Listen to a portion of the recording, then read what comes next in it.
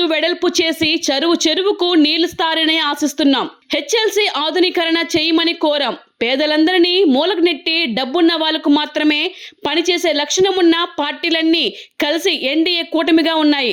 Double engine ప్రభుత్వం అనే NDA ప్రభుత్వం డబుల్ మోటార్లు వేసి ఢిల్లీ నుంచి ఎన్ని నిధులు రాష్ట్రానికి తెచ్చారో చెప్పాలి. అప్పులు తెచ్చుకొని ఇల్లు కట్టినట్లు అమరావతి కడుతున్నారు. అప్పులు మిగిలిన రాయలసీమ, ఉత్తరాంధ్ర కట్టాలా? 30,000 కోట్లు స్టీల్ ప్లాంట్ కు అప్పు ఉంది. కేంద్రం ఇచ్చే 14,000 కోట్లలో 11,000 కోట్లు అప్పులు కడుతున్నట్టు ఒక స్టీల్ ప్లాంట్ కు ఏమిచ్చినట్లు? అప్పుల గురించి మాకు అన్ని తెలుసని, అనుభవం ఉందని, సామర్థ్యం ఉందని, నరేంద్ర మోడీ డబుల్ ఇంజిన్ సర్కార్ ఉందని చెప్పి అధికారంలోకి వచ్చారు. ఇప్పుడేమో డబ్బులు లేవు అంటున్నారు. సూపర్ 6 లో ఒకటి అమలు చేయలేదు. పెన్షన్ స్కీములో కత్తిరింపులే ఉన్నాయి. రోడ్లకు ప్యాచ్లు వేసి గొప్పలు చెబుతున్నారు. కొత్త రోడ్లు వేసి టోల్ పెడతారట. జెన్కోను కూడా ప్రైవేట్ చేయాలనుకుంటున్నారని వింటున్నాం. గత ప్రభుత్వాలు ప్రజల ఆస్తులను పెంచింది మీరు ప్రైవేటుకు అప్పగించడానికి కాదు, ప్రజలకు ఏం చేయాలని ఆలోచించడం వైఎస్ జగన్ గారి భావజాలం. ప్రజల ఆస్తులను ప్రైవేటుకు ఎలా అప్పగించాలనే ఆలోచన చంద్రబాబుది. పాలనలో హైటెక్ సిటీ పేరుతో ఇన్సైడర్ ట్రేడింగ్ ఎలా జరిగిందో ఒక డాక్టరేటే ఉంది.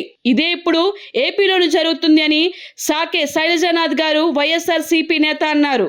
అఖిల భారత వైద్య విజ్ఞాన సంస్థ ఆంధ్రప్రదేశ్ శాఖ అనంతపురం జిల్లాకు రావాలని 50 ఎకరాల స్థలాన్ని కూడా ఆ రోజు మేము చూసి పెట్టాం. బత్తలపల్లి లేకుంటే కూడేరు పక్క అని. చివరికి ఆ రోజు మనకు గుర్తుకుందా, ఎయిమ్స్ శాఖని ఎయిమ్స్ బ్రాంచ్ ఏర్పాటు చేస్తాయని చంద్రబాబు నాయుడు గారు చెప్పి మనకి ఇక్కడికి వచ్చిపోయాడు. ఆ పేపర్ తేవడం మర్చిపోయా నేను. ఆయన ఏ జిల్లాకి ఏం చేస్తా అని చెప్పి అసెంబ్లీలో ప్రకటించిన ఒక ప్రకటన ఉంటుంది. మళ్ళీ ఎస్టే మాట్లాడదాం. అది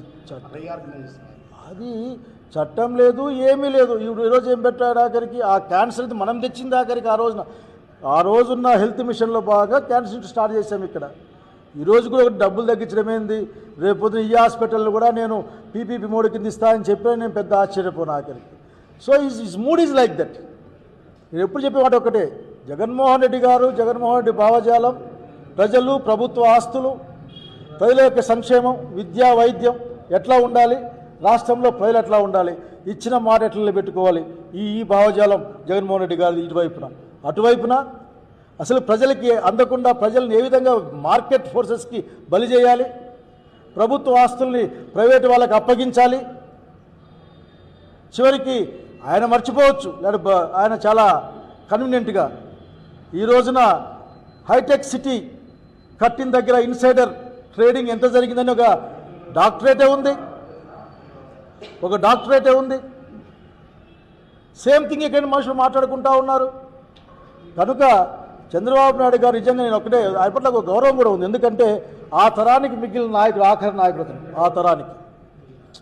అతని వ్యవహారం, ఆయన పద్ధతులు, ఆయన మాట్లాడే తీరు, లేక ఆయన ఇచ్చే వాగ్దానాలు భవిష్యత్ తరాలకి మంచి ఆదర్శంగా ఉండాలని కోరుకుంటాను. అంతేగాని ఒక చెడ్డ సాంప్రదాయాన్ని క్రియేట్ చేయొద్దని నేను కోరుకుంటా ఉన్నాను. మీ దగ్గర డబ్బులు లేవని మీరు చెప్పుకుంటే ఎట్లా? మా దగ్గరికి వచ్చినప్పుడు గలగల్లా ఆడించుకొచ్చి వచ్చారు కదా మీరు. మాకు అన్నీ తెలుసు, మీ అప్పులు తెలుసు, విధ్వంసం తెలుసు, అన్నీ తెలుసు. అయినప్పటికీ కూడా నా అనుభవం, నా సామర్థ్యం, నా వయస్సు, అట్లాగే డబుల్ ఇంజన్ నరేంద్ర మోడీ గారు, మా కూటమి, అట్లాగే పవన్ కళ్యాణ్ గారు ఇన్ని మాటలు చెప్పి కదా మా దగ్గరికి వచ్చింది. ఈ రోజున మా సైడ్ ఒక సామెత ఉంది, ఏరు దాటేదాకా ఏటి మల్లన్న, దాటినాక బోడి మల్లన్న అని అంటారని చెప్పి. అట్లా మీరు అనే ప్రయత్నం తప్ప ఇంకోటి కాదు. సూపర్ 6ని ఒక్కటే అమలు చేయండి. పెన్షన్ల గురించి మాట్లాడుతూ ఉన్నారు ఎంపీ గారు, ఎక్స్-ఎంపీ గారు. మీ యొక్క పెన్షన్ స్కీమ్లో ఎట్లా తగ్గించాలని మాత్రమే మీరు చూస్తూ ఉన్నారు. ఎట్లా కట్ చేయాలి, దివ్యాంగులకు ఎట్లా కట్ చేయాలి, ముసలి వాళ్ళకి ఎట్లా కట్ చేయాలి, వితంతులకు ఎట్లా కట్ చేయాలి, ఎట్లా తగ్గించాలనే ఆలోచన తప్ప పెంచుదామన్న ఆలోచన మీ దగ్గర లేదు. మేము చూస్తూ ఉన్నాం, జనానికి కూడా అర్థమవుతూ ఉంది. కనుక అన్ని కత్తరింపులు, తగ్గింపులు, లేకుంటే అబద్ధాలు చెప్పే మాటలు తప్ప మాకేం కనపడడం లేదు ఈ రోజున. కనుక అనేక అంశాలు మాట్లాడుకోవచ్చు. మీ దగ్గర రోడ్ల గురించి మాట్లాడతారా? ఏదో కొత్త రోడ్లు వేసినట్లు ప్యాచ్లేసి అసలు ప్రపంచమంతా మా దగ్గర ఉందని చెప్తే ఎట్లా? పైగా మాకు ఇంకో మాట చెప్తారు, 1800 ఎన్ని కిలోమీటర్లు కొత్త రోడ్లు వేయబోతున్నారంటే వీళ్ళంతా. అవి ప్రైవేట్లో ఇస్తారట. ఎట్లా ఇస్తావంటే వాళ్ళ పీపీపీ మోడ్ అట. పీపీపీ మోడ్లో రోడ్లు వేసిన తర్వాత దానికి టోల్ గేట్ పెడతారట. ఏమి దుర్మార్గం ఇది! బహుశా గార్లదిరి నుంచి పెనకచెర్ల పోవాలన్నా టోల్ కట్టిపోవాలే మేము, లేక అనంతపురం నుంచి నార్పలకు పోవాలన్నా టోల్ కట్టిపోవాల్సి వస్తుందేమో. చెప్పడానికి మీకుంటే ఉండొచ్చు, వినడానికి మాకు ఉండాలి. ఆఖరి మొత్తం ప్రైవేట్ పరే. మొన్ననో నేను ప్రజాశక్తి అనుకుంటాను, జెన్కోని ప్రైవేటైజ్ చేసే ఆలోచన జరుగుతూ ఉంది అని. అటువంటి ఆలోచన మానేమని కోరుతా ఉన్నా. మీ పూర్వ ప్రభుత్వాలు ప్రజల ఆస్తుల్ని పెంచింది మీరు అప్పనంగా ప్రైవేటు వాళ్ళకి అప్పగించడం కోసం కాదు. ఆయిల్ సీడ్స్ కార్పొరేషన్ అమ్ముతామని చెప్పారు మీరు.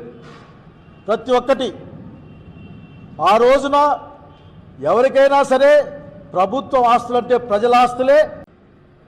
హంద్రిని వాడు వెడల్పు చేసి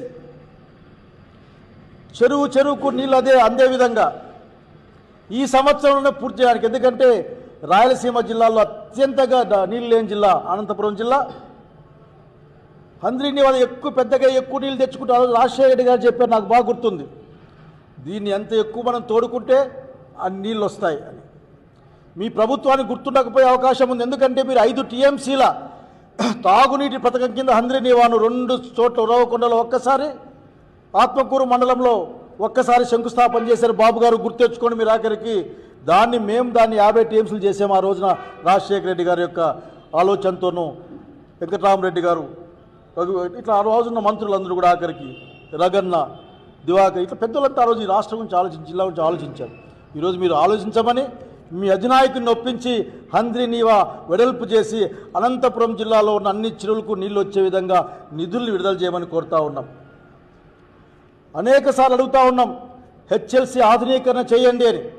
మా సమయంలో మేము చెప్పాం 300 కోట్ల రూపాయలు ఇస్తాం మేము అని చెప్పాం. కనుక ఇప్పుడు పెరిగిన ఎస్టిమేట్లు ఉంటే దాని ప్రకారం హంద్రినీవాతో పాటుగా హెచ్ఎల్సీని కూడా మోడర్నైజేషన్కి మీరు ముందుకు రావాలి. ఈ జిల్లాలో నీళ్లు తాగుతున్నారంటే బాగా గుర్తెచ్చుకుంటా ఉన్నా నేను. ఈ జిల్లాలో అనంతపురం, ధర్మవరం, అట్లాగే ఉరవకొండ ఈ ప్రాంతాలు మొత్తం నీళ్ళు తాగే పరిస్థితి అంటే చివరికి ఎక్కడి వరకు మడకసిర వరకు కూడా అది హెచ్ఎల్సీ నీళ్లు తప్ప ఇంకోటి కాదన సంగతి గుర్తు చేస్తూ ఉన్నాం. ఈ జిల్లా తాగునీటిని తీర్చే ఒక వరప్రదాయని తుంగభద్ర నీళ్లు హెచ్ఎల్సీ ద్వారా దాని డబ్బులు తీసుకోమని కోరుతూ ఉన్నాం. అలాగే అనేకం పెండింగ్ ఉన్నాయి. ఇక్కడ బిల్డింగ్లు కట్టాలి, మధ్యలో ఆగిపోయి ఉన్నాయి. మీ దయ, మీరు అన్నీ ఆపేశారు. చాలా చక్కగా మాట్లాడుతారు. అది ఆపే మీద ఎవరు ఆపన్నారు మిమ్మల్ని? ప్రభుత్వాలు కంటిన్యూస్గా నడుస్తాయని ఆలోచనే కదా. నీ ప్రభుత్వం, నా ప్రభుత్వం చేర, చోళ, పాండ్య ప్రభుత్వాల రాజ్యాల్లాగా ఉంటాయా? ఏమైనా ఇవి ఆంధ్రప్రదేశ్ ప్రభుత్వం, ఇది ప్రజాస్వామ్యబద్ధంగా ఆంధ్రప్రదేశ్లో పరిపాలన సాగాలి.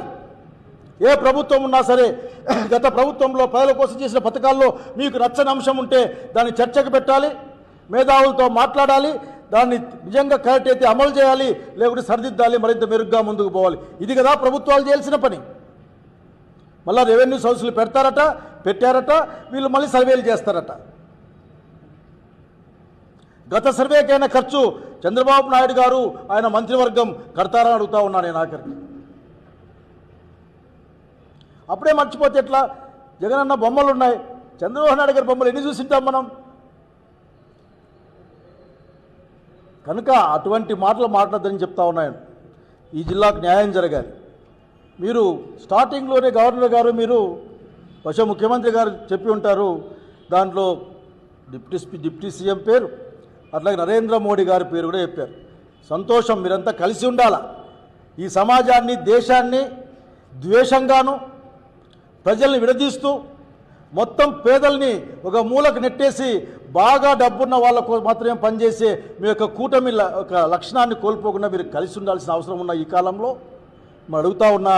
మీ ప్రభుత్వమే మాటికి చొక్కా ఇప్పి జబ్బ చర్చి మాట్లాడతారు. ఎన్డీఏ ప్రభుత్వం, డబుల్ ఇంజన్ ప్రభుత్వం అని. మరి మీ డబుల్ ఇంజన్తో ఆ డబుల్ మోటార్లు వేసి ఢిల్లీ నుంచి ఎన్ని డబ్బులు ఈ రాష్ట్రానికి తీసుకొచ్చారో చెప్పాలా. నిజంగా అనుకుంటే బాధేస్తుంది. వీళ్ళకి ఏమన్నా ఉందో లేదో అర్థం కాదు నాకు. అమరావతి గురించి మాట్లాడతారా మీరు? అప్పులు తెచ్చి కట్టుకునే ఇల్లు లాగది. అప్పు మా నెత్తి మీద వేయాలి మీరు, మేం కట్టాలి మళ్ళా వాటిని. ఎవరితో మాట్లాడరు,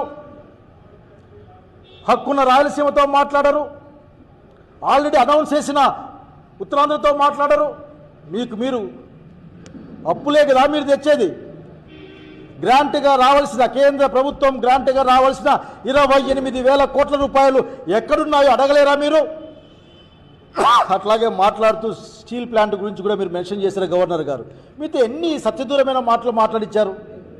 చంద్రబాబు నాయుడు గారికి వాళ్ళకి ఇది అలవాటు కావచ్చు కాక రాజకీయంగా చెప్పుకోవడం కోసం. గవర్నర్ గారు మీరు ప్రథమ పౌరుడు, నిజమే చెప్పాలి కదా, సత్యమైన విషయాలు చెప్పాలి కదా.